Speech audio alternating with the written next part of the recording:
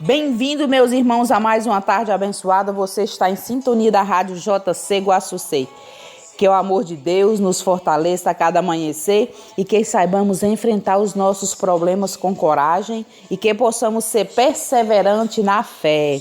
É tempo de oração, o mundo está precisando de oração, é tempo de fé, é tempo de união, de pedirmos e acreditarmos.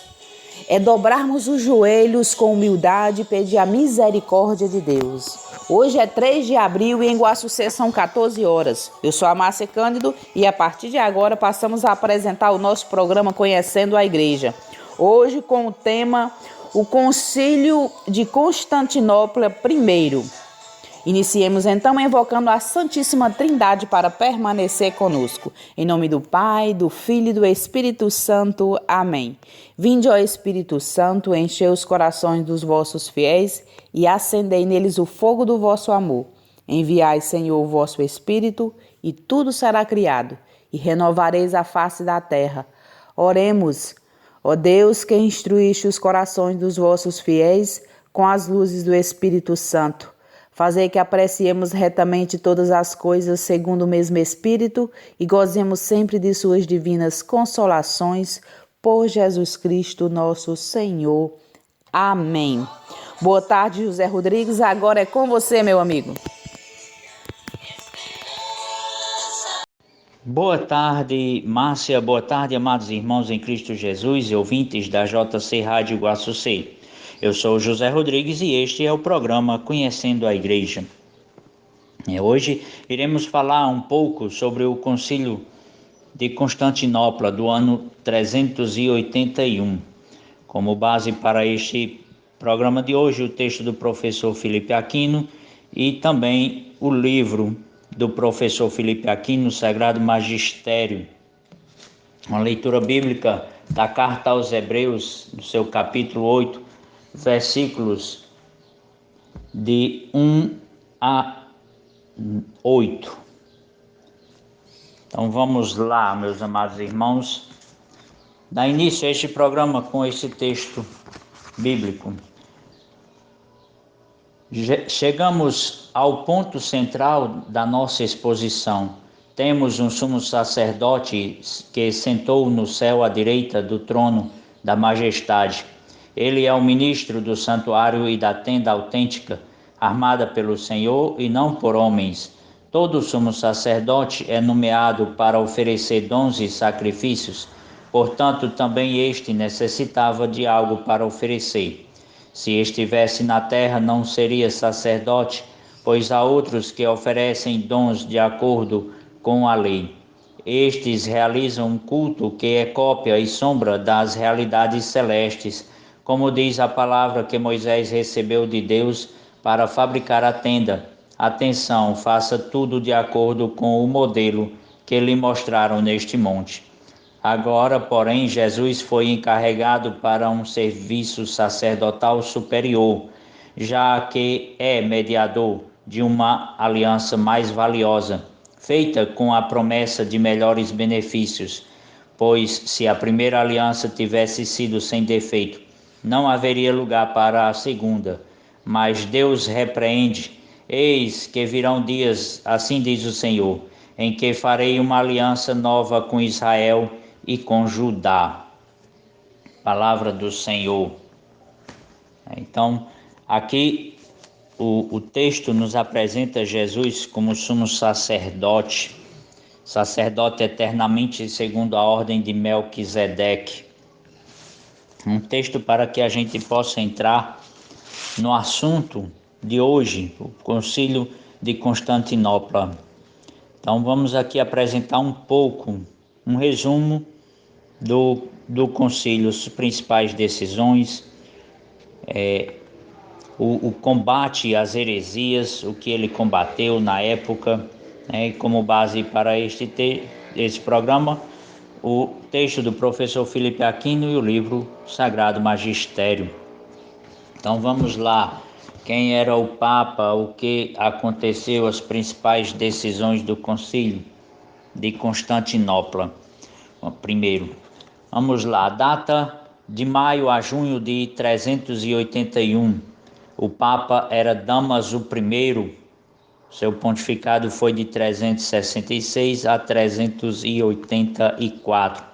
As principais decisões: a confissão da divindade do Espírito Santo e a condenação do macedonismo de Macedônio, patriarca de Constantinopla.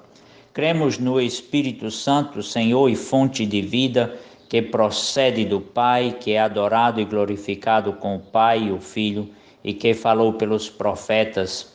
Com o Pai e o Filho, ele recebe a mesma adoração e a mesma glória. A condenação de todos os defensores do arianismo diário, sob quaisquer das suas modalidades. A sede de Constantinopla ou Bizâncio, segundo Roma, recebeu uma preeminência sobre as sedes de Jerusalém, Alexandria e Antioquia. Então, estas foram as principais decisões, né? Então, vamos ao texto, né, que nos traz uma introdução maior e as principais decisões. No ano de 380, os imperadores Graciano e Teodósio I decidiram convocar este conselho para se opor aos arianos e também para julgar o caso de Máximo, o Cínico, bispo de Constantinopla. O conselho se reuniu em maio do ano seguinte. 150 bispos participaram, de todos eles ortodoxos orientais, desde que o partido Pneumatomate havia partido no início. Depois que Máximo foi condenado, Melétios, bispo de Antioquia, nomeou Gregório de Nazianzo como o bispo legítimo de Constantinopla e, a princípio, presidiu o conselho. Então, com a morte repentina de Melécio, Gregório assumiu o comando do concílio até a chegada de Atiolius, que deveria apresentar as exigências do Papa Dámaso, a saber, que Máximo fosse expulso como intruso e que a tradução dos bispos fosse evitada. Mas quando Timóteo, bispo de Alexandria, chegou, declarou inválida a nomeação de Gregório. Gregório renunciou ao episcopado e Nectário, após o batismo e a consagração, foi instalado como bispo e presidiu o conselho até o seu encerramento.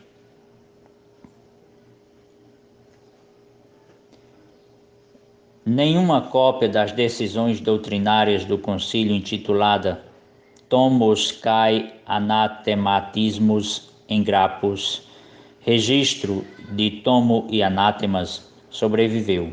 Portanto, o que se apresenta aqui é uma carta sinódica do Sínodo de Constantinopla, celebrada em 382, que expôs essas decisões doutrinárias, como testemunham os padres, de forma sumária, a saber, nos moldes definidos pelo Concílio de Nicéia, a consubstancialidade e a coeternidade de as três pessoas divinas contra os sabelianos, anomoeanos, arianos e pneumatomate, que pensavam que a divindade estava dividida em várias naturezas, e a enantropia, tirando da humanidade.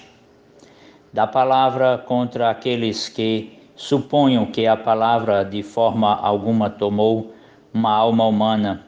Todas essas questões estavam de acordo com o tomo que o Papa Dámaso e o Concílio Romano, realizado provavelmente em 378, haviam enviado ao Oriente.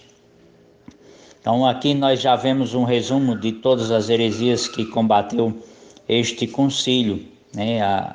O arianismo, que ainda sobrevivia a trancos e barrancos, a questão da heresia sobre o Espírito Santo, de Cristo só a divindade separada do humano, e mais outras que se apresentavam e cresciam.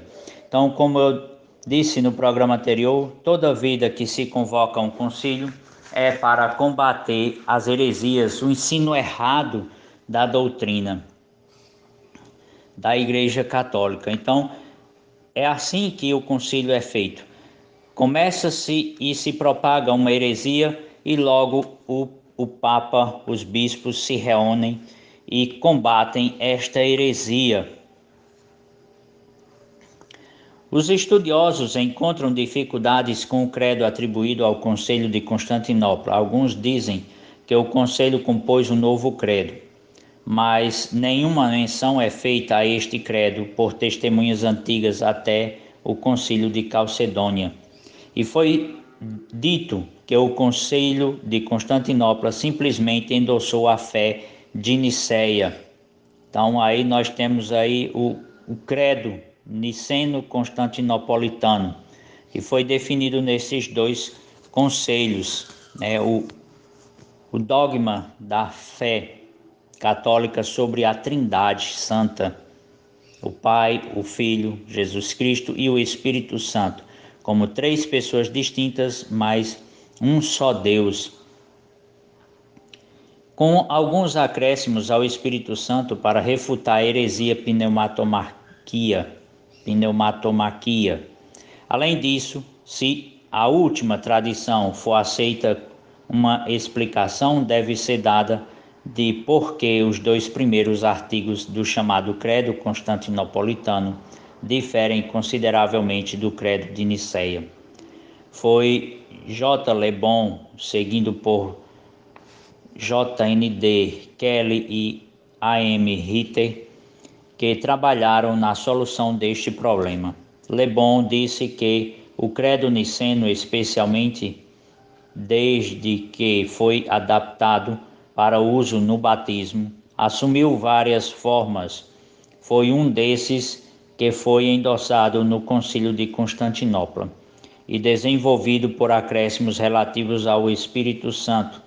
Todas as formas alteradas de uma forma ou de outra foram descritas por um título comum, como a fé de Nicéia.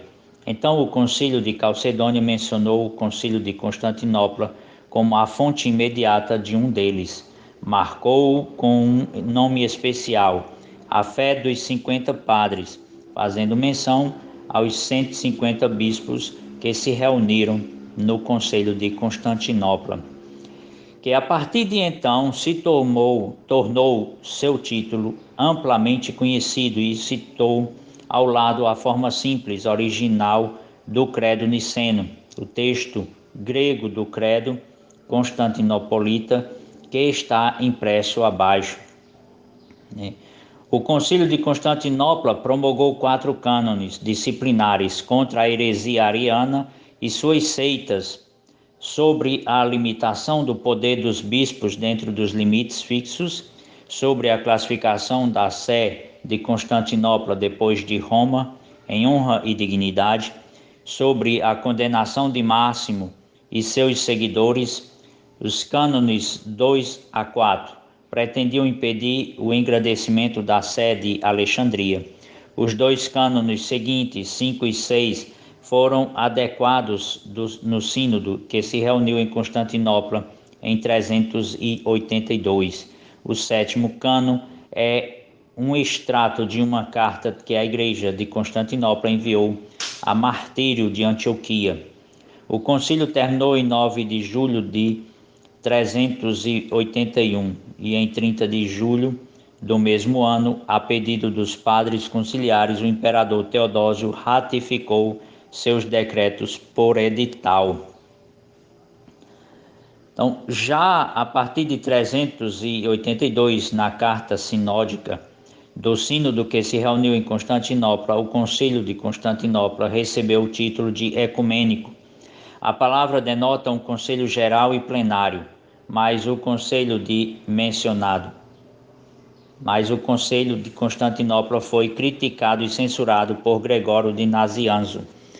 Nos anos subsequentes, quase nunca foi mencionado. no final alcançou seu status especial quando o Concílio de Calcedônia, em sua segunda sessão e em sua definição da fé, vinculou a forma do credo lido em Constantinopla com a forma de Niceia, como sendo um testemunho total confiável do autêntico fé. Os pais de Calcedônia reconheceram a autoridade dos cânones pelo mesmo no que dizia respeito à Igreja Oriental em sua 16ª sessão.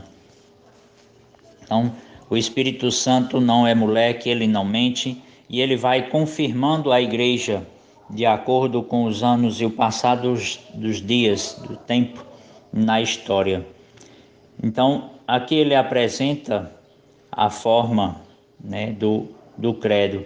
Cremos em um Deus, o Pai Todo-Poderoso, Criador do céu e da terra e de todas as coisas visíveis e invisíveis, em um só Senhor, Jesus Cristo, o Filho unigênito de Deus, gerado do Pai antes de todos os tempos, luz da luz, Deus verdadeiro de Deus verdadeiro, gerado, não criado, consubstancial ao Pai, por meio do qual todas as coisas vieram a ser. Para nós humanos e para nossa salvação, ele desceu dos céus e encarnou do Espírito Santo e da Virgem Maria, tornou-se humano e foi crucificado por nós sob Pôncio Pilatos. Ele sofreu e foi sepultado e ressuscitou no terceiro dia, de acordo com as Escrituras. E ele subiu aos céus e está sentado à direita do Pai. Ele está voltando com glória para julgar os vivos e os mortos. O reino dele não terá fim. E no Espírito Santo, o senhorio vivificante, procedente do Pai, co-adorado e co-glorificado com o Pai e o Filho, aquele que falou por meio dos profetas em uma santa, católica e apostólica Igreja. Confessamos um só batismo para perdoar os pecados, esperamos a ressurreição dos mortos e a vida na era por vir.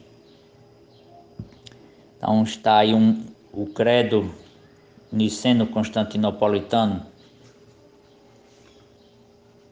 Por ser desnecessário, instruiu sua reverência, descrevendo os muitos sofrimentos que foram trazidos sobre nós, sob o domínio ariano, como se você ainda não soubesse.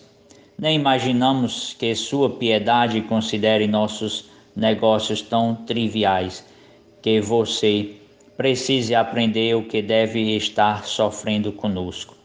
Nem eram as tempestades que nos assediavam que escapassem à sua atenção por motivos de insignificância. O período de perseguição ainda é recente e garante que a memória permaneça viva, não só entre os que sofreram, mas também entre aqueles que, pelo amor, fizeram a sorte de quem sofreu. Então aqui ele faz menção sobre a perseguição dos primeiros cristãos, né, sofrida pelos primeiros cristãos.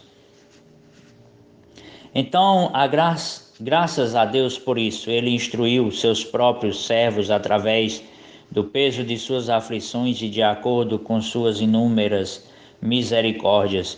Ele nos trouxe de volta a um lugar de refrigério. A restauração das igrejas exigiu atenção prolongada, muito tempo e trabalho árduo de nós, se o corpo da igreja, que estivera fraca para tanto tempo, seria curada completamente por um tratamento gradual e trazida de volta à sua solidez original na região. Então ele vai dar graças a Deus por este ensinamento, por a confirmação da fé, né? De modo geral, podemos parecer que estamos livres de violentas perseguições e que no momento estamos recuperando as igrejas que há muito tempo estavam sob o domínio dos hereges. Então ele vai fazendo esta leitura sobre o tempo vivido por eles, dando graças a Deus pela confirmação da doutrina da igreja, o credo, né, na Santíssima Trindade, que é dogma de fé da nossa igreja. e também sobre a recuperação das igrejas que estavam sobre os hereges. Lembrando que Ário era bispo, né? E muitos dos hereges eram bispos, como nos diz a palavra de São Paulo, não me lembro a carta, mas ele diz que saíram do meio de nós, mas não eram dos nossos. Falando de que depois de sua morte viriam esses falsos pastores, que cairiam como lobos sobre o rebanho. Então vamos aqui. É o mais antigo e está de acordo com o nosso batismo, né? Fazendo referência ao Concílio de Nicéia, na Bitínia. Diz-nos como crer no nome do Pai, do Filho e do Espírito Santo, crendo também, é claro, que o Pai, o Filho e o Espírito Santo têm uma única divindade e poder e substância, uma dignidade merecedora, a mesma honra e uma co-soberania eterna nas três hipóstases mais perfeitas, ou três pessoas perfeitas. Portanto, não há lugar para a teoria doentia de Sabélio, na qual as hipóstases são confundidas e, portanto, suas características próprias são destruídas. Nem pode a blasfêmia dos eunomians e arians e pneumatomate, que é a heresia sobre o Espírito Santo, pneumato, Espírito sopro, né? Espírito Santo, prevalecer com sua divisão de substância ou de natureza ou de divindade, e sua introdução de alguma natureza que foi produzida posteriormente ou foi criada ou era de uma substância diferente. No não criado, e trindade consubstancial e coeterna. E preservamos os relatos não distorcidos de como o Senhor tomou da humanidade, aceitando como fazemos que a economia de sua carne não era sem alma, nem mente, nem imperfeita. Lembrando que a heresia sobre a segunda pessoa da Trindade, o Filho Jesus Cristo, uns diziam que ele só tinha o humano, separava o humano da divindade de Jesus Cristo, como duas pessoas distintas no mesmo corpo, como se fosse possível. E outros não reconheciam a divindade de Jesus, como nós vemos hoje, salvo engano, os testemunhas de Jeová não creem na divindade de nosso Senhor Jesus Cristo. E aí ele vai relatando todas essas heresias e como foram combatidas.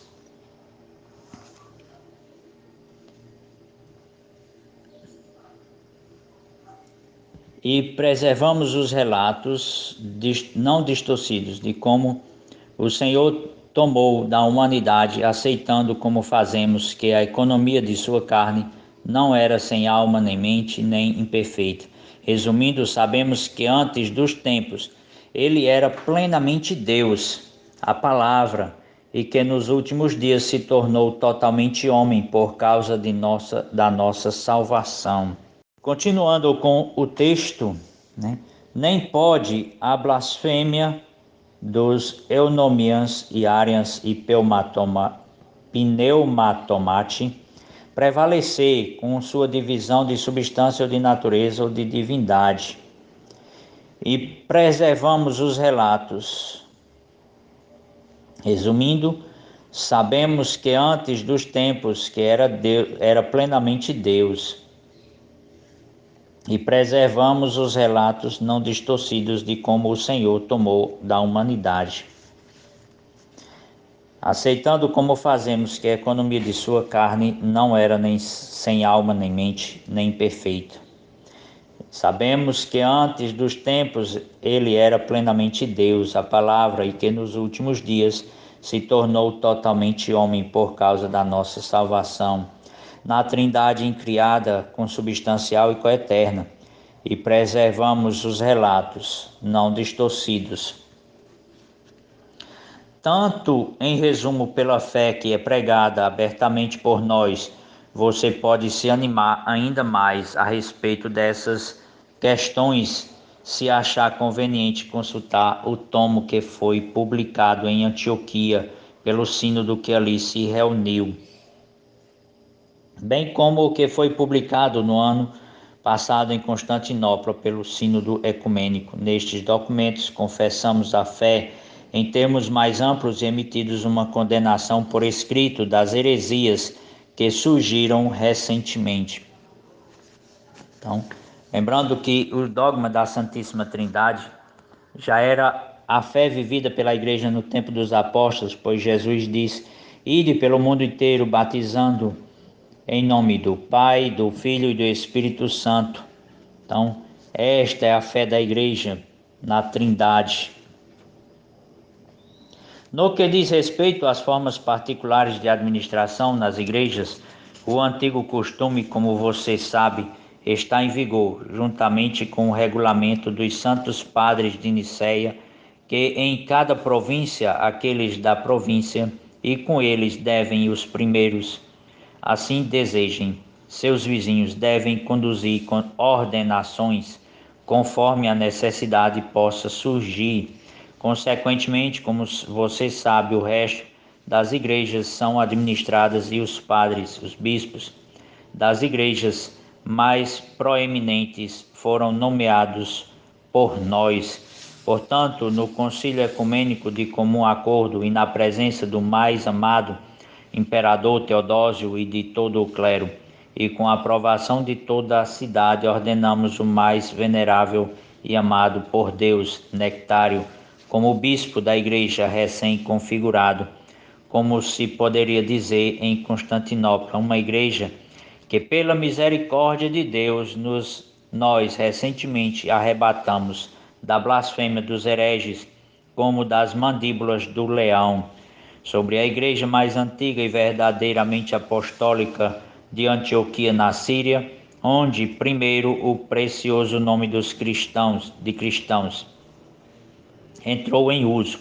Os bispos provinciais e da Diocese do Oriente se reuniram e canonicamente ordenaram o mais venerável e amado Flaviano como bispo, com o consentimento de toda a igreja, como se fosse dar ao homem a devida honra a uma só voz.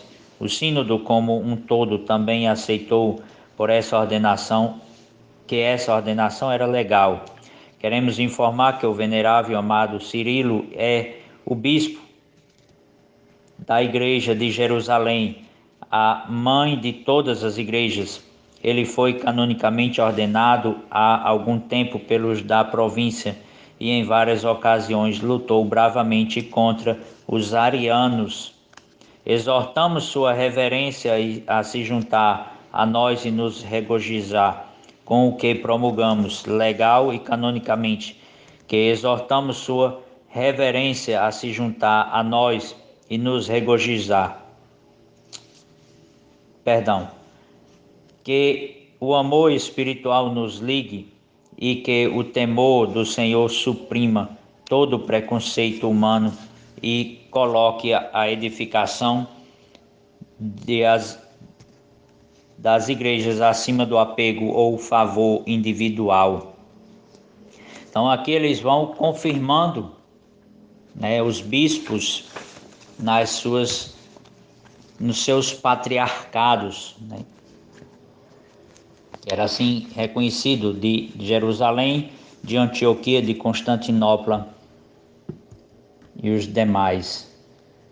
Então, os cânones, a profissão de fé dos santos padres reunidos em Nicéia, na Bitínia, não deve ser revogada, mas deve permanecer em vigor. Toda heresia deve ser anatematizada, e em particular a dos eunomianos ou anomeanos, a dos arianos ou eudoxianos, a dos semi-arianos ou pneumatomate, a dos sabelianos, a dos marcelianos e a dos fotinianos e a dos apolinários. Ou seja, as heresias recebem o nome daqueles que propagaram o erro, né? Os bispos diocesanos não devem se intrometer nas igrejas além de seus próprios limites, nem deve confundir as igrejas, mas, de acordo com os cânones, o bispo de Alexandria deve administrar os assuntos apenas no Egito. Os bispos do Oriente devem administrar o Oriente sozinhos, enquanto salvaguardam os privilégios concedidos à Igreja dos Antioquenos nos cânones de Nicéia. E os bispos da Diocese Asiática devem administrar apenas os assuntos asiáticos, e aqueles em Ponto apenas os assuntos de Ponto. E aí vai confirmando que o bispo tem autoridade sobre a sua diocese, como é hoje, né? No terceiro, por ser a nova Roma, o bispo de Constantinopla gozará dos privilégios de honra depois do bispo de Roma. Quanto a Máximo, o cínico, e a desordem que o cercava em Constantinopla, ele nunca se tornou, nem é bispo, nem os ordenados por ele são clérigos de qualquer categoria. Tudo o que foi feito a ele e por ele deve ser considerado inválido. É a condenação de Máximo, como nós vimos anterior no texto. Quanto ao tomo dos Westens, também reconhecemos aqueles em Antioquia que confessam uma única divindade de Pai e Filho e Espírito Santo. Então, está aí, e tem mais outros cânones. Eu li esses 3, aliás, os 5 primeiros, né? Agora, um breve relato, né, do que eram as heresias que foram combatidas neste concílio, né, e no de Nicéia, né? Concílio de Nicéia I e Constantinopla I. Então, tá aqui. Um dos mais sérios problemas doutrinários que se puseram da Igreja Antiga foi o da conciliação da unidade de Deus, firmemente professada pelo Antigo Testamento, com a trindade de pessoas, Pai, Filho e Espírito Santo, tais como nos foram revelados pelo Novo Testamento. Então, a inteligência dos cristãos se pôs à procura de uma fórmula satisfatória que, após duras controvérsias, foi definida pelos concílios de Nicéia I, 325, e Constantinopla I, 381. Então, as heresias, o monarquianismo, nos séculos 2 e 3, alguns escritores cristãos julgavam que o verbo logos, ou o Filho de Deus, só se tornara pessoa no tempo. Em vista da criação do mundo, o Pai teria gerado ou emitido o logos, de modo a construir a segunda pessoa da Santíssima Trindade, constituir a segunda pessoa da Santíssima Trindade.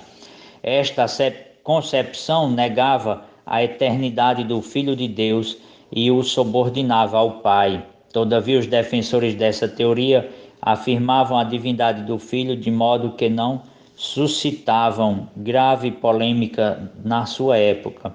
Podemos dizer que a primeira tentativa sistemática de conciliar unidade e pluralidade em Deus professava a unidade com detrimento da pluralidade. Chamou-se a isto monarquianismo, expressão derivada da exclamação monarquia tenemos, conservamos a monarquia. Tertuliano, Adversus Praexeam, apresentava duas fórmulas, né? O monarquianismo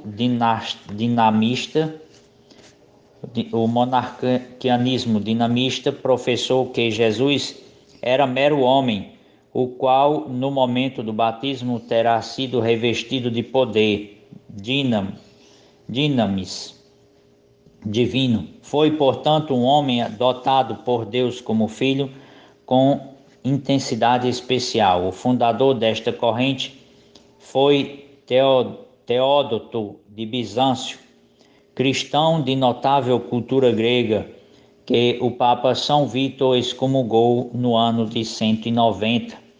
Os seus discípulos, Asclepiodoto e Teodoto o Jovem, quiseram organizar uma comunidade própria, para a qual nomearam um bispo chamado Natal. Este foi o primeiro antipapa, o qual, arrependido, tornou-se ao seio da igreja.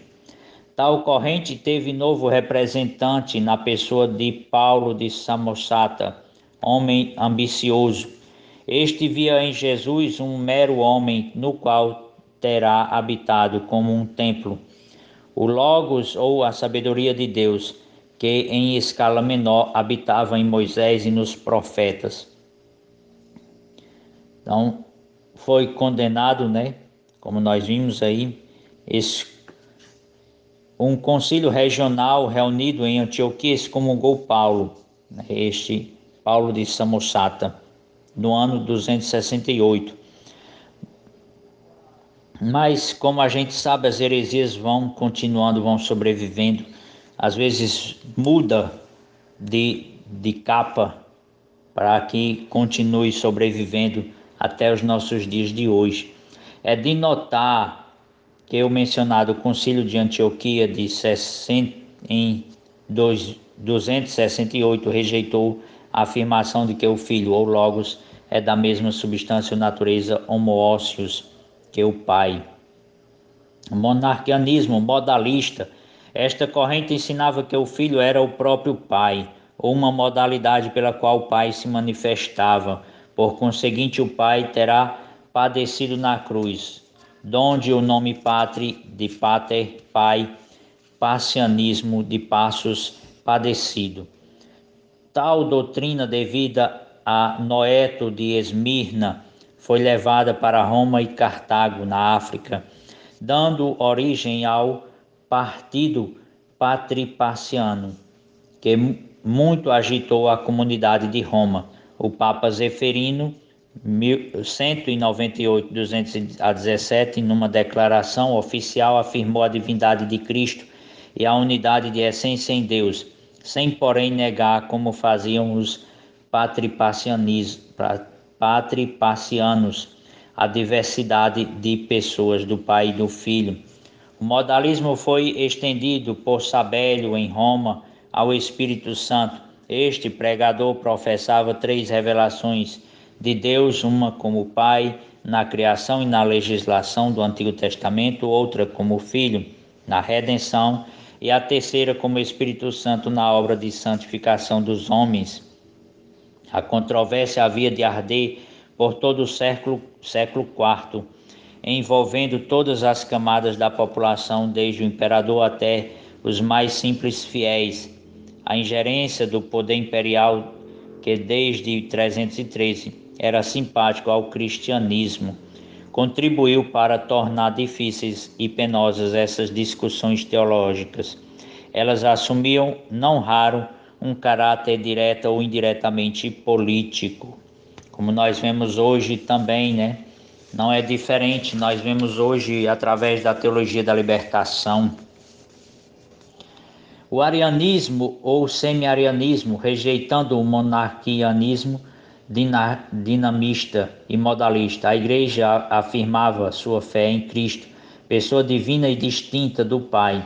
Todavia não estava explicada a maneira como se relacionam entre si, o Filho e o Pai. No século IV, muitos admitiram a divindade do Filho, subordinando-o, porém, ao Pai, onde resultou a tese do subordinacionismo, que teve em Ário de Alexandria o seu principal arauto, o bispo, o arianismo, devido ao nome do bispo Ário.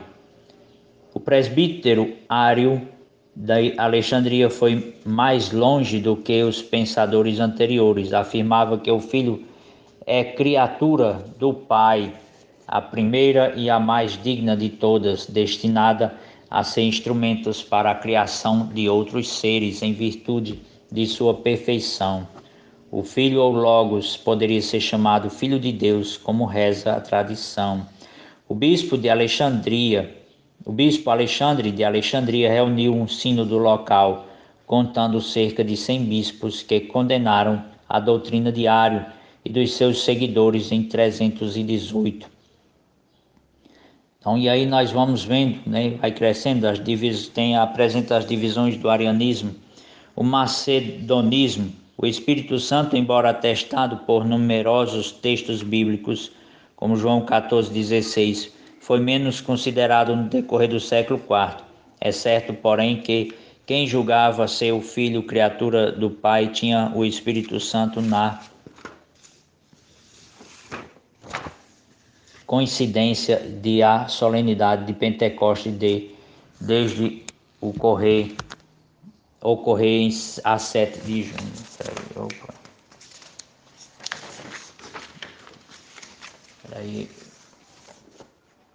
Espírito Santo na conta de criatura do Filho seria um dos espíritos servidores, né?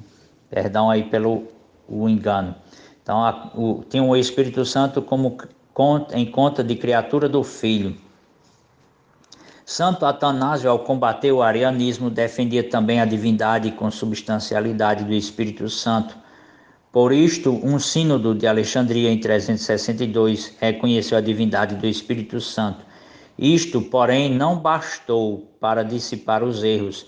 Macedônio, bispo ariano de Constantinopla, deposto em 360, era ferrenho adversário da divindade do Espírito, reunindo em torno de si bom número de discípulos que se chamavam macedonianos ou pneumatômacos. Pneuma, espírito, macomai, combater. Vários sínodos rejeitaram a doutrina de Macedônio. O mesmo foi feito pelos padres capadócios, mas o pronunciamento definitivo se deve ao Concílio de Constantinopla I, realizado em 381. 150 padres ortodoxos, depois do afastamento de 36 macedonianos, condenaram o macedonismo e, para explicitar claramente a fé ortodoxa, retomaram o artigo 32 do símbolo de fé niceno, que rezava apenas: cremos no Espírito Santo. Foram-lhe acrescentadas as palavras: Senhor e fonte de vida, que procede do Pai, adorado e glorificado juntamente com o Pai e o Filho, e falou pelos profetas. Assim teve origem o símbolo de fé niceno constantinopolitano, que refuta tanto a heresia ariana quanto a Macedônia. E aqui, meus amados irmãos, espero ter esclarecido um pouco, trazido um pouco à luz do que foi o Concílio de Constantinopla. Um resumo, porque não tem como a gente apresentar tudo num programa, né? Também tem, aqui faço lembrança da Carta Apostólica de São João Paulo II, em comemoração aos 1600 anos de aniversário do primeiro Concílio de Constantinopla, né, que você encontra no site do Vaticano. Rezemos agora pedindo ao Espírito Santo, a Deus Pai, a sua misericórdia, e ao Filho, que é o nosso sumo sacerdote, para que ele possa suscitar em nossos padres esse espírito de defesa da fé. Nós vimos aqui alguns que foram excomungados da igreja através das suas heresias, e aqui também faço menção do Papa Leão X, que excomungou Lutero no ano de 1521, e que combateram duramente as heresias, o ensinamento contrário à fé da igreja professada pelos apóstolos, pelos santos padres, os primeiros discípulos dos apóstolos, e que é a fé da igreja, né? Que eles não temeram em combater as heresias e o ensino, né? E que grande mal fazem a igreja. E hoje nós vemos a evolução da teologia da libertação, que agora com a nova face, uma nova roupagem, vem também trazendo esta confusão na igreja e que deve ser combatida, como foi pelo Papa João Paulo II, condenada em 6 de agosto de 1984, mas que ainda persiste até hoje nas nossas dioceses, no Brasil principalmente. Então rezemos mais um ano sem podermos celebrar a Páscoa em comunidade de fé na igreja com os nossos pastores. Rezemos esta Ave Maria pedindo a misericórdia de Deus sobre nós e sobre o Brasil e que suscite realmente um espírito de combater essas heresias, que levante os seus profetas, os bispos, os padres, que lutem para defender a nossa fé. Ave Maria, cheia de graça, o Senhor é convosco, bendita sois vós entre as mulheres, bendito é o fruto do vosso ventre, Jesus. Santa Maria, Mãe de Deus, rogai por nós, pecadores, agora e na hora de nossa morte. Amém. Uma feliz Páscoa a todos. Amanhã que possamos celebrar em casa, em família. Bom, meus irmãos, finalizando o nosso programa de hoje, eu gostaria de agradecer a todos pela participação. Um forte abraço a todos. Amanhã é domingo, semana nova começando, e que prevaleça a vontade de Deus em nossas vidas e que possamos estar em oração e só assim conseguiremos, se for para o bem de todos nós e se formos merecedores das graças de Deus. Nem sempre o que desejamos para nós é perfeito aos olhos de Deus, né, meus irmãos? E a gente possa aí estar em oração. Vamos rezar o texto em família. Se não puder rezar em família, mas reze você dentro da sua casa. Vamos estar pedindo aí por todas as pessoas que estão necessitadas. O mundo está um caos, muitas doenças, muitas pessoas passando necessidade, não tendo o que comer. Muitas pessoas perderam seus empregos. Rezemos agora a oração para os enfermos.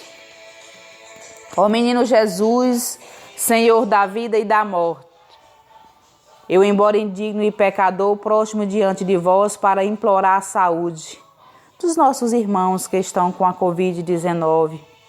Estas pessoas, eu vos recomendo que estão sofrendo muito, afligidas por dores e não têm outro recurso a não ser confiar na vossa onipotência e na qual deposito todas as nossas esperanças. Aliviai, ó médico celeste, suas penas, livrai de seus sofrimentos e concedei-lhes perfeita saúde, e se for de acordo com vossa divina vontade, e revertei em verdadeiros bens para suas almas. Amém. Estaremos em oração por todos os doentes. Continue conosco, meus irmãos, na sequência, Padre Reginaldo Manzotti, a Hora da Misericórdia. Como eu falei, um forte abraço e até no próximo sábado, se assim Deus nos permitir. Aqui somos muito mais que uma igreja, somos uma família.